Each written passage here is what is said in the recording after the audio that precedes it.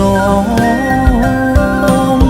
កិច្ចការពុកម៉ែនួនល្អងបងសុំធានារ៉ាប់រងខែផ្ទះស្មាយស្រែឈុំកាបផងទុកចិត្តបងមិនឲ្យអ្នកធូរមើលស្រារំលងប្តីអូនឡើយអូននឹងហើយអូនឡើយនៅតែបុកក្រញើឬពីលពើអូននៅបារម្ភ